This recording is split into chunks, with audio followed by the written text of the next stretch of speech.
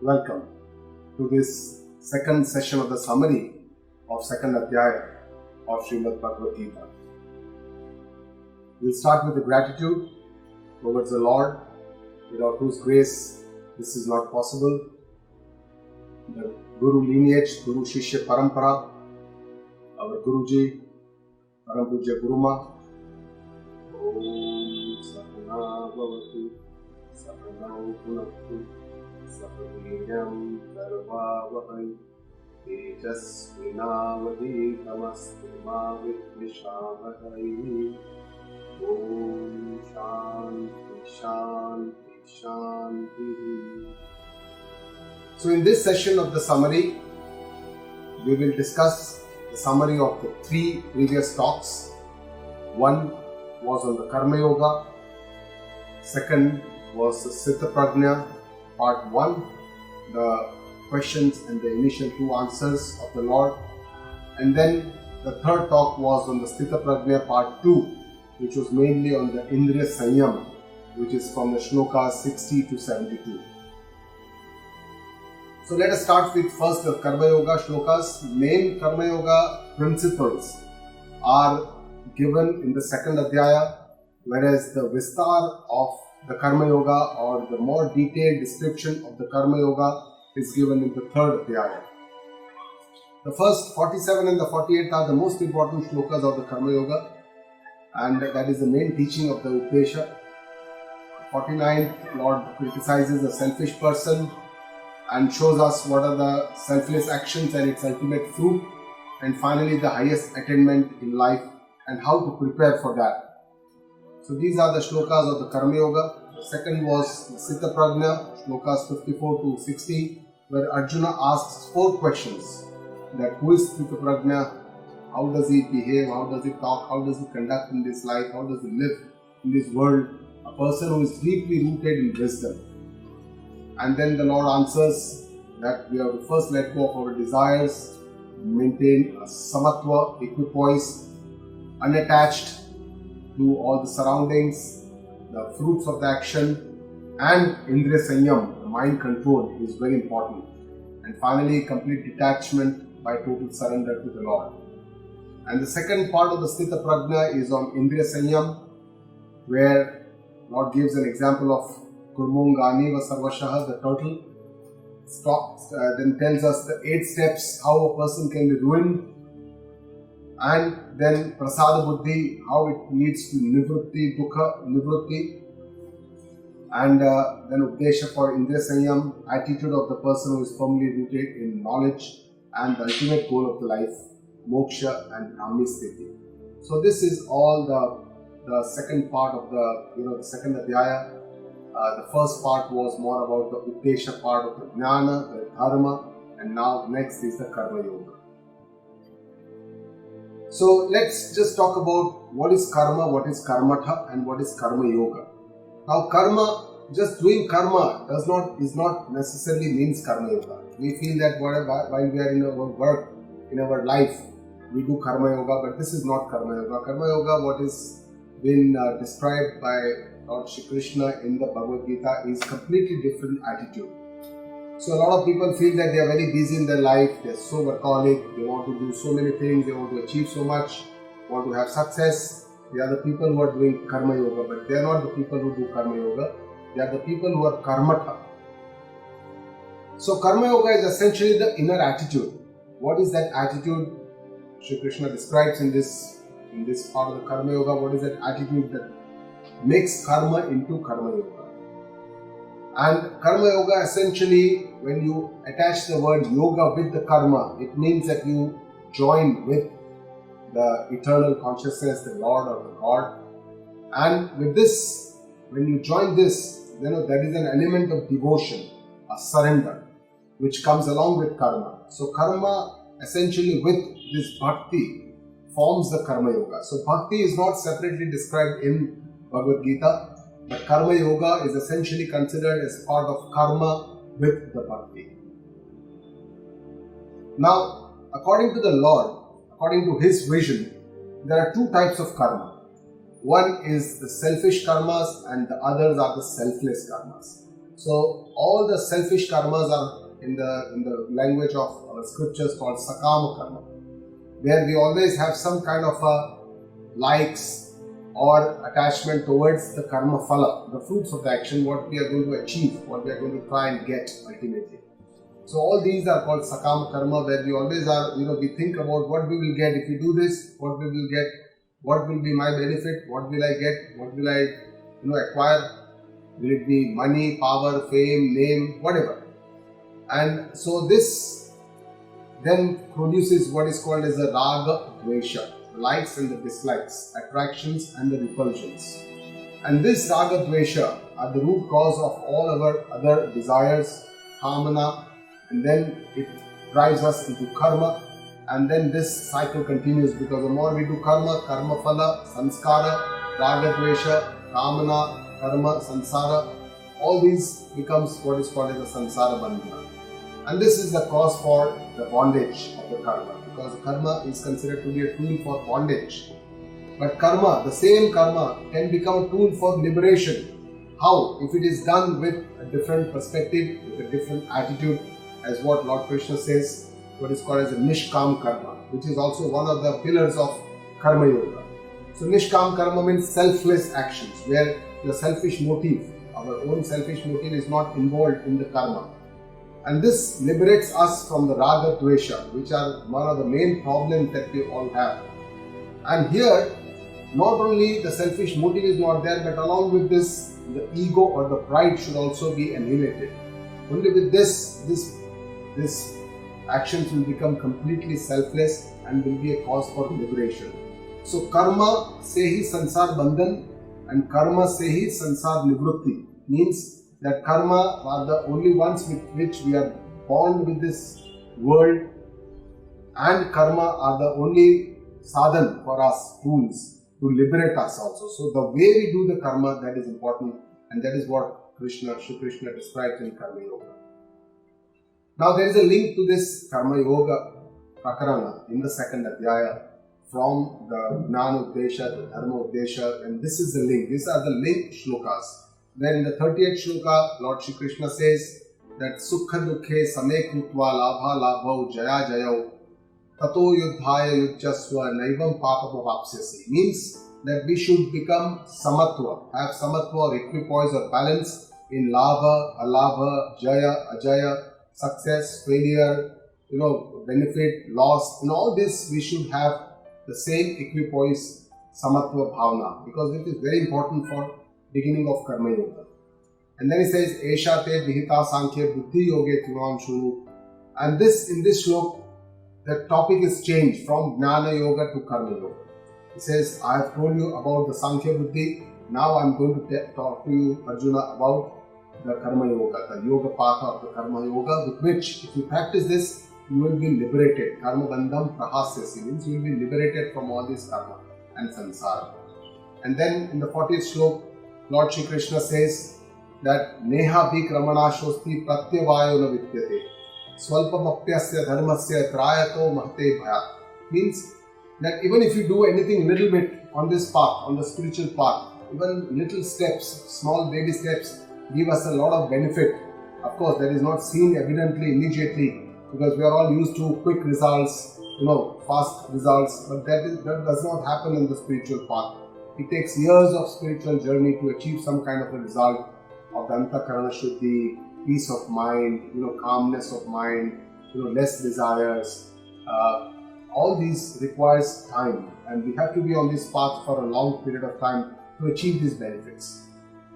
But Lord here tells us that whatever you do on this path does not go in vain. And these are His words when He says that whatever you do never goes in vain. Even if somebody dies during this process, then his spiritual journey starts in the next life also. So that's a big solace for all the seekers, that nothing goes in vain. And the other shlokas are Vyavasaya Apnika Buddhihi Ekeha Kurunandana Bahushakha Yanantyascha Buddhayo Vyavasayinam. So here the Lord Krishna says that you must have one pointed buddhi or goal. If it is a Vyavasaya Apnika Buddhi, means it's a one pointed intellect, where there is only one goal and you are going towards that goal. That is what he desires. Bahushakha yanantyasya. If it's there are lots of thoughts, lots of things, lots of desires, lots of things to be achieved. There is no one pointed goal, you want to do this also, this. So there is no clarity of goal. Then this is something that does not help the person. And that avyavasaya apnika buddhi, he says, what happens? These are the people who remain in the bhoga of this world. So, in the 42, 43, 44 shlokas, it talks about the yamimam pushpitam vacham pravadantya vipaschitaha vedavad partha nanyadastiti vadinaha. So, in all this, he says, what are these people? These people who are in bhoga, yoga, they are always in their sense pleasures. They are always doing some or the other work to continue doing lots of desires. They have lots of goals. They have lots to do. They want to do so many things in this life. And ultimately, they just want to enjoy life, sense pleasures. Bhogeshwarya gatim prati bhogeshwarya prasaktanam taya payata chetasam vyavasaya apnika buddhi samadhav vidiyate. Means they do not attain their ultimate goal of life. These are the people who cannot attain their ultimate goal of life because they are all the time only in the sense pleasures. They are, in this bhoga vritti, and that does not help them or liberate them, and they will continue to remain in this world. And finally, in the 45th shloka, he shows the ultimate goal for Arjuna. Traigunya vishaya veda, nistraigunya bhavarjuna, nidvandvo, nitya sattvasto, niryoga kshema atmavan. Where he says that, you rise, Arjuna, you rise above all these worldly three gunas, the sattva, rajas and the tamas are the three gunas of the world through which the world is made, and all of us have these gunas through which we operate, and all the worldly things are made up with these three gunas. So he says, Arjuna, you rise above this, you transcend this three gunatmika samsara and rise above and become nirdvandva. Nirdvandva means rise above all these dualities and make the dvandva as the same. Nitya sattvasto means that you be, steep into this sattva guna. Niryoga kshema. Yoga means to acquire something, and kshema means to preserve whatever we have acquired. So don't worry about all this yoga kshema. Bhagavan says, I will take care of all these yoga kshema. He will take care. And then he says, Atmavan bhava. Atmavan bhava means be proactive. Do your best. Be prayatnashil. Do the best you can. You have a lot of atma bala, self-confidence. Use this and get onto this path and try best. Put in your best efforts.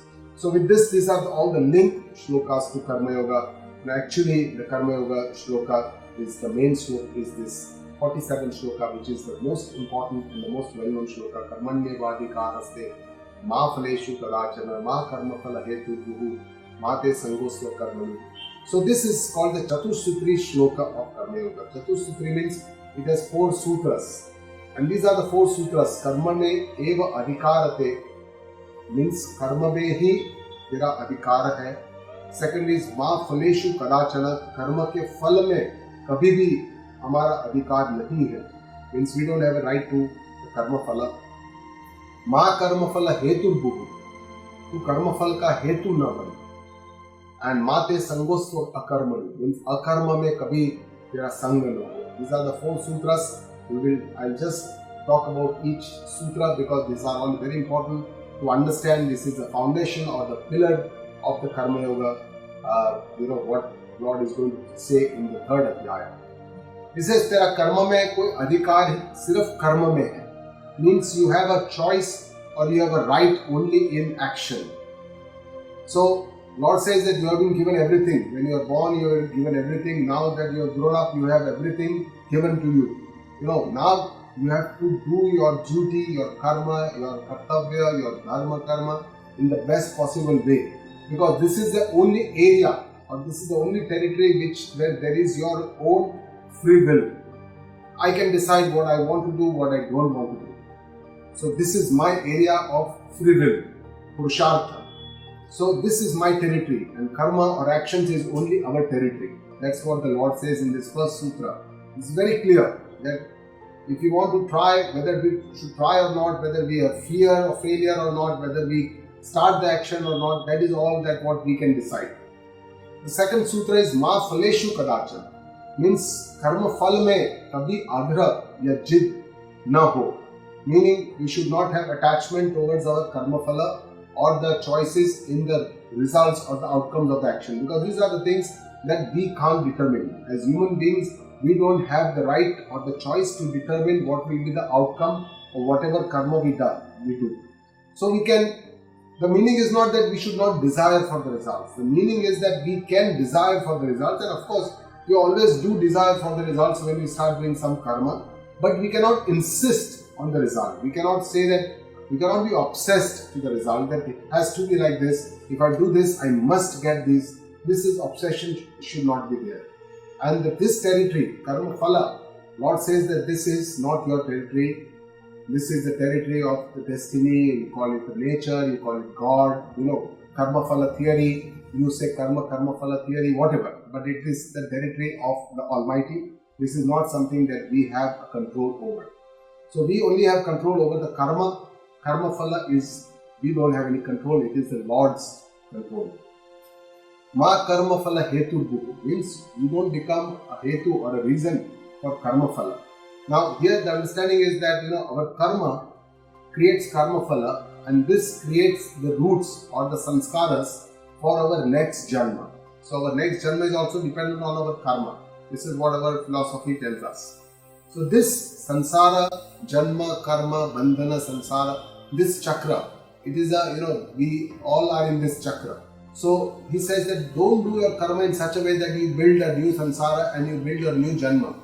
So do your karma in such a way that it liberates you from this sansara or this bandhana. That is the idea. So do your actions with the right understanding, in selfless manner, nishkam karma, and do it in such a way that it does not bind you and create more samsara, more janma, more and more samsara for you. So that's what Lord says here, ma karma phala hetu bhu. You don't become the root cause for all your samsara and karma phala and bandhana. And the final, mate sangostu akarmani. Don't be attached to inaction. Inaction means laziness, akarma. Don't be lazy. Don't run away from your actions. Do your duty. Here Arjuna in the battlefield wants to run away. He wants to renunciate. He wants to run away. He doesn't want to fight. And that's why Lord tells him, don't run away. A lot of times we also don't want to do something because we have a lot of fear. We have a fear for failure. We have, we feel that we may not succeed, or sometimes we just feel lazy. Whatever we need to do, we don't do it.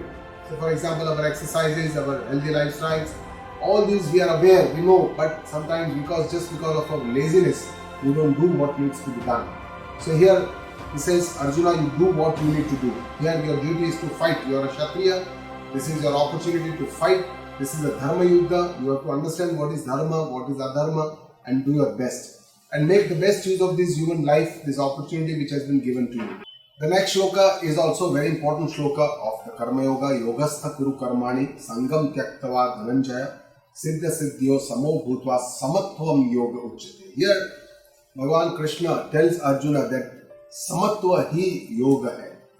Yogastha Kuru Karmani means you be committed in Karma Yoga and don't be attached to the results of the actions of the Karma Phala, and be equipoise in success, failure, sukha, dukkha, in all these dualities of the world, remain samatva. And samatva, equipoise, is the essence of Karma Yoga. So that is what Lord tells here. That is also very important teaching. Samatvam yoga uchyate, sameness. Sameness cannot be in action, because actions are all different. We do all different kinds of action in our day-to-day world. So sameness is in the karma phala. Whenever we accept a karma phala, we should accept it with the same bhavana, that our feeling that we have inside should be the same. That, whatever it is, even it is success or failure, we take it in the same stride. That is the idea. And for this to happen, we have to connect with the God. If we connect with the God, we believe that Ishwar is the Karmadhyaksha, means he is the person who observes our karma, and he is the karma phala data, means that he is the person or who decides the fate because of his karma phala theory. The nature is the law of the nature, how it has been made. So if we understand this and connect with this divinity, then we surrender to the Lord with this Ishwararpana bhav, Smarana bhav. We always remember him while doing action. We remember him, Nam Smaran karte rahe. While this we do, while in action, we remain free from all the anxieties, worries and attachments of the past and the future, and accept the karma phala as a prasada buddhi. Prasada buddhi is something when we accept them, prasada, from the temple, we always accept whatever comes to us and then we share with everyone and then accept it. So with this kind of an acceptance, if we accept the karma phala or the fruits of the action, if with the samatva bhavana, sameness feeling, equipoise or balance, then this is one of the main pillars of karma yoga. Durena yavaram karma buddhi yoga dhananjaya buddhau sharanam anvicha krupana phala hetava. So in this shlok, Shri Krishna says, Durena yavaram karma buddhi yoga dhananjaya buddhau sharanam anvicha krupana phala hetava. Means that selfless actions are inferior to the selfless actions, the karma yoga. And here Lord says, buddhau sharanam anvicha, means take help of your intellect, use your brains. And with this understanding, with this discriminating intellect, which is also called viveka, we should work with the results in the mind. Those who don't work like this, they are ignorant or they are the miser people. So Lord talks about buddhau sharanam anvicha, you take help, surrender to your intellect, use your brains. Because here this is a path of knowledge. We have to understand that only by understanding, we should not get carried away by emotions, and our head should always be above our heart. So with this understanding, we should take the shelter of the Lord, shelter of the Guru who can give us this knowledge, and we must develop a one-pointed intellect or intelligence. And ultimately, most of your sadhana is for the antakarana shuddhi, purity of the mind, because that will all lead us towards the knowledge. Buddhi yukto jahatiha ube sukruta dushkrute tasmat yogaya yujjasva yoga karma sukaushalam. So here says that use your intellect so that you don't create too much of papa, punya, or and perform karma yoga. And here it says that yoga karma sukaushalam means do your action very cleverly. Now our Guruji tells us that this cleverness in action or this skill in action is not just the outer skill. God does not talk about these gross things, that the skill of doing the procedure in a nice way as we understand as a human beings. But this skill or this cleverness is an attitude which is done in such a way that these karmas don't bind us. They have to be done with a kind of akarta bhav, selfless feeling, or the nimitta matra bhav, which is done without the ego or the pride behind the kartapan bhavana that we have. Aham karomi or aham karta. So this, without these bhavana, if we can do this karma, and awareness in action, sajagata, is also very important. So this is what is called as a yoga karma sukaushalam. Karmajam buddhi yuktahi phalam tyaktva manishinaha janma bandha vinirmuktaha padam gacchante ramana.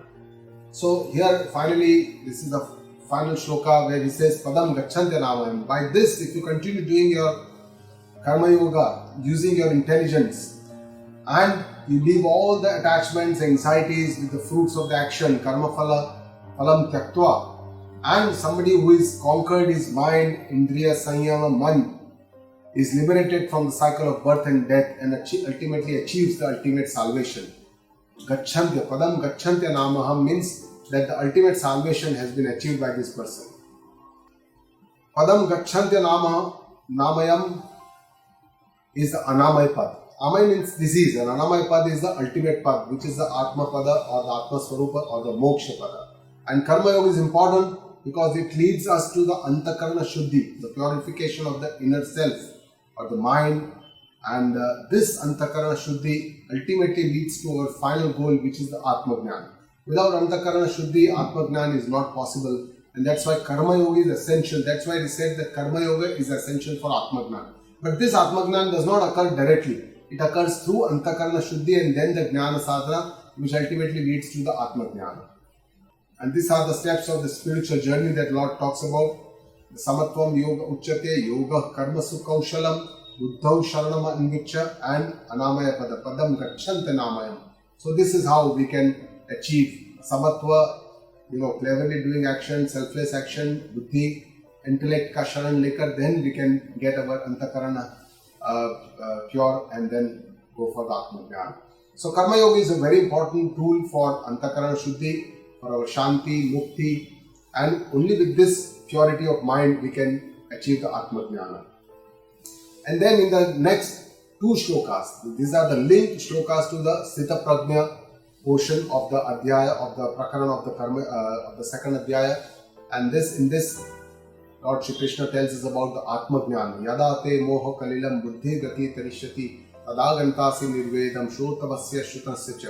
Means that this moha kalila, this attachment, moha, this sansar, we have to get over it. And that is only with our buddhi gati tarishyati. And tadagantasi nirvedam means of vairagya. We also have to get vairagya. So buddhi, vivek and vairagya. These are the two sadhanas he talks about in this shloka. And in the next shloka he says, Shruti pratipannate yada stasya siveshchala samadha vachala buddhi tada yogam avaksasi. Means that Shruti means Shravana. We must, listen to Vedanta Vakya from our Guruji, what is called as Shravana. And then man mein usko nishchala karna hai, that is Manana. And with this we have to do some kind of a Nididhyasana, which is the third step. So this is the Jnana Sadhana. Once the Karma Yoga has happened and this purity of mind has happened, then we have to go through this Jnana Sadhana, and then one can go to what is called as a Sthita Prajna. Sthita Prajna is a person who is a wise person, who is already accomplished, who is already a Jnani. So the detailed description of Karma Yoga comes in the third Adhyaya, but in the second Adhyaya, after these shlokas, the Sthita Prajna Prakaran starts. So let's talk about the Sthita Prajna. Basically, the last 18 shlokas of the second Adhyaya describes a person who is deeply rooted in wisdom.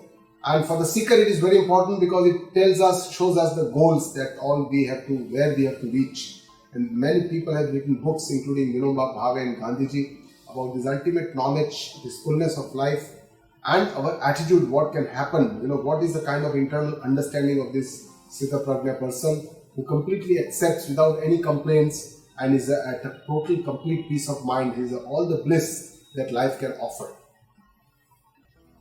So as previously described, the ultimate goal is the Atma Jnana, Moksha. But the most important step in the sadhana is the Antakarana Shuddhi. And most of the sadhana is done for the Antakarana Shuddhi. So karma is the most important tool for cleaning of our Antakarana by doing Dharma Karma, Nishkam Karma, Bhakti Karma, devotion, and then finally to the Jnana Yoga. And ultimate realization has to happen is the Tattvamasi of the Mahavakya, Tat Tvam and Asi. So the Jiva has to feel the oneness with the Paramatma, and this can happen only with the Brahmakara Vritti, finally the Atma Jnana, which leads to the Moksha. So this is the part of the sadhana. Whatever is Siddha, means already is there, is Atma or the Brahma. So that is already there. We just need to know it. It is already there. It is not to be achieved or not to be obtained. The sadhaka is the person who does this journey. And sadhya is the goal. Ultimately, the goal is Antakarana Shuddhi, which is not there. So that has to be achieved. And there are three impurities of the mind for which these three paths are given to us. One is the Mala. Mala are all the impurities, Raga, Dvesha, and all the other Kama, Krodha, Mada, Moha, Matsarya, everything, all the Shadaripu. And these are only taken care by Karma Yoga. The Vikshepa. Vikshepa means the mind is very, very active. It is not quiet, it is not peaceful, it is not calm. So that's the main problem of the mind. Chanchala. It's very chanchala. And this can only be quietened by bhakti or devotion, by one pointed focus or concentration in the Lord. This can be calm. And then the third is the avaran. Avaran is the envelope or the layer or the layers that surround and this avidya or the ignorance, ajnana. So that is the main problem which can only be dealt with, or it can only be relieved by the jnana or the knowledge. So that is the jnana yoga. So these are the three impurities for which the three tools has been shown by the Lord. Now, Sthita Prajna is the person who is already jnani, is already, for him everything, whatever is been described is all effortless because he is already accomplished. For him it is all sahaja. But for the sadhaka, for the seeker, this is all prayatanshil. He has to make efforts to accomplish these. So all these Sthita Prajna shlokas are important because they show that to the seeker that these are all the milestones on his path of the spiritual journey. It starts with the 54th shloka where Arjuna asks 4 questions to the Lord about how Sthita Prajna, what are his attributes, what would be his response, what is kind of his mind, how does he, exercise mind control, and how does he conduct on this world. So these are the 4 questions. Ka bhasha, kim prabhasheta, kim asita, kim vrajeta. All these 4 questions are asked. And then Lord starts answering each question to Arjuna. The first answer is that Sthita Prajna, when he gives up all the desires as they appear in the mind, Rajahati Sadak Yada Kaman Sarvan Partha Manogatan Atmannev Atmana Tushtaha Sthita Prajnaste Dochyate. So he is the person who is completely happy in his own self, because he has a complete bliss, he has known that. And that is the person who is called Sthita Prajna, because he does not have to rely on happiness for outside, for the worldly persons or relationships or objects for becoming happy. He is all happy all by himself or herself. The second prashna is Kim Prabhashyata, how does he speak or respond? And Lord answers here, says Dukkeshwanum Dvignamanaha Sukheshu Vigata Spruhaha Vitaraga Bhayakrodha Sthitadhi Muni Vruchite. Means that he is not agitated if there is any grief or sorrow, and he does not have any longing for happiness. He is free from attachment, fear and anger, and that wise person is called Sthita Prajna. So he is rooted in Samatva Bhava. Whether it is Dukkha, Sukha, he has the same bhavana. He is not perplexed or upset about all these dualities of life. Yaha sarvatra nabhisneha tat prapya shubhashubham navinandati na dveshti tatsya prajna pratishtita. Means he is not much affected by too much of love, affection, attachment, or does not, whenever some auspicious thing or inauspicious thing happens to him, Shubha Shubham, he does not get too much of attachment. And he does not rejoice too much in success, nor does he become too upset or depressed in failures. And that is the person who is deeply rooted in firm knowledge. So that is a Sthita Prajna person. So here Guruji explains how the Dukkha, Sukha, how it happens. There are three steps. One is a nimitta, some instrumental cause or causal relationship. Vritti, or the feelings that happen. And third is the Tadatmya, or the association with this Sukha, Dukkha. So whenever we have some kind of a Dukkha, maybe a thought or maybe a physical injury or something, this Dukkha, that feelings happen, and then we get associated with this and we feel the Dukkha. The Ajnani person, he feels that I am Dukhi or I am Dukhi. But the Gnani person feels that, this Dukkha is in his body. He is the person who is, he does not have, he is the Sakshi, he is the observer of this Dukkha or the Sukha. So that is how he dissociates from. Tadatmya is not there for the Gnani Purush, and for the Ajnani Purush there is the Tadatmya. So the first two steps are common for Gnani, Ajnani, but the third step is different for Ajnani and the Gnani. Ajnani gets attached to his body, to his Dukkha, his mind, whereas the Gnani knows that he is the observer of all this and does not get attached to him. So these are all the assets of a seeker in the relationship. He is asanga, non-attached. He is honest. He has a lot of integrity. In his mind, he is equipoise, samata, and in his gnan, he is, has oneness or ekata. So these are all the assets of a Sthita Prajna Purusha. Now let's come to the last part of the Sthita Prajna Prakaran. This is about the Indriya and the Ban Sanyama. The second part, where Lord starts with the beautiful example of the turtle. Yada samharate chayam kurvongani sarvashaha indriyani indriyarthebhyaha tasya prajna pratishtita.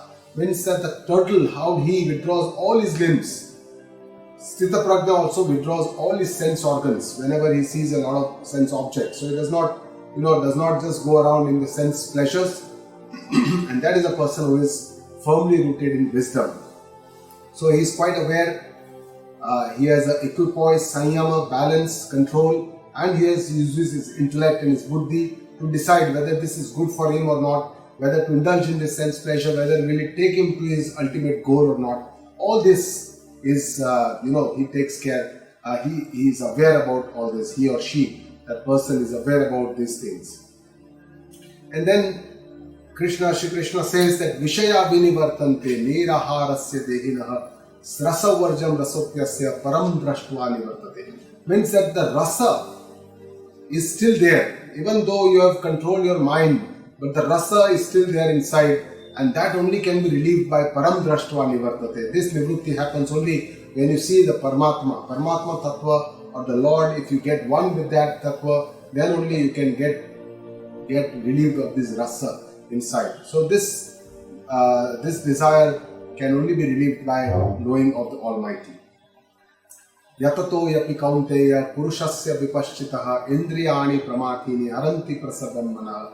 This shloka tells us about the power of the sense organs. They are so powerful.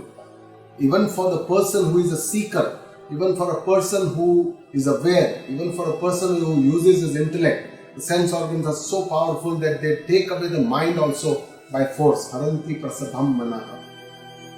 So that's why Lord Krishna tells Arjuna, Tani sarvani sanyamya yukta asita matparaha vashehi yasya indriyani kasya prajna pratishtita. Means that you control all your sense organs, and remain in equipoise or samatva and have a firm resolution.